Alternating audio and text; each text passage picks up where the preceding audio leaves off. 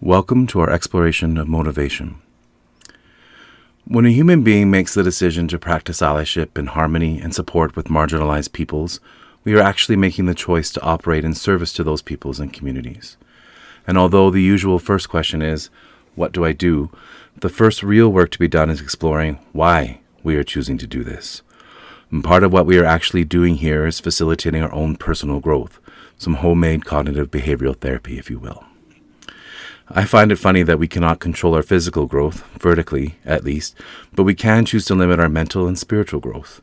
I believe that one of the main reasons for that is that just as physical growth spurts can be painful, so too are our mental and spiritual growth spurts. In fact, in her book, Understanding White Privilege, Frances Kendall talks about how she believes that when individuals back away from learning about things like institutionalized and systemic racism, most people are not shying away from that knowledge or new way of looking at the world. What people are trying to avoid is the pain and negative emotions that knowledge brings. So there is going to be some pain, some feelings of awkwardness, shame, anger, and guilt. I won't lie to you about that. Instead, I encourage you to sit in those moments, lean into them, as it is said. They are a good opportunity for authentic introspection and a teaching tool. For the pain we are experiencing is fleeting compared to how it constantly shadows other people's lives. It is important to realize that no marginalized individual wants anyone to stay stuck and mired in these negative and unproductive emotions. Instead, I encourage you to think of them as transformative emotions. When you realize that these feelings like shame, guilt, and anger are not a product of us creating the systems we operate under, but rather a product of us inheriting these flawed structures, we can then begin to bring our energies into proper focus. We now know that we are not responsible for the system, but we are certainly complicit in sustaining it. So what is the solution? Well, we dismantle the current structure and, working with everyone, create a better one.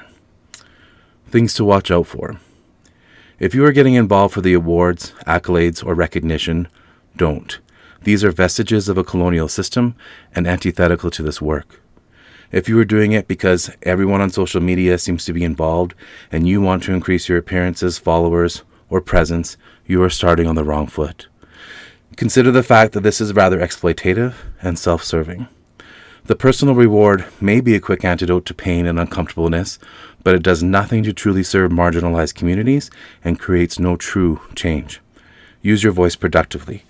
Be thoughtful, educated, and compassionate.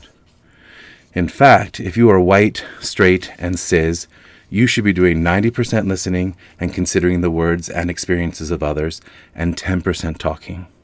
There is a lot for us to be thoughtful and mindful of on our lifelong journeys of learning, and it is far easier to talk the talk than it is to walk the walk. So what's in it for us to begin this work? For starters, our view of the world, history, and perceptions of reality become fully integrated. We become better human beings. We must know about ourselves before we can fully learn about others, and this includes all of our history and actions and the systems that were designed to keep certain individuals and groups in power all those years ago. We face some of our inner demons and come out on the other side stronger. We develop genuine connections with people, trust increases, and fear diminishes. Health improves in all aspects. Think about how much energy is siphoned off to latent fears of oppression, maintaining the superior race rank, and so on. Think about how much utter negativity that is and how much it actually weighs. No gnawing pangs, we acknowledge our guilt and take positive steps to mitigate it. And perhaps most beautiful of all is the actual confidence to be humble and be awkward, a very powerful tool we can use to create safe spaces and encourage shifts. Which is exactly what happens. The system starts to shift. One last thing to keep in mind, we're not responsible for building a car. We're going to tackle a tire, maybe the axle. Others will contribute to the remaining pieces. This will likely take years, and we're playing the long game here. Those in the field know that. So trust that while we need to move and shake, and we sometimes take risks and aim for miles, even meters add up over time. If our motivation is authentic and thoughtful in the desire to make a better system for all human beings, then we can truly begin to serve our marginalized brethren until the time social equity is upon us and advocates are no longer needed. Thank you.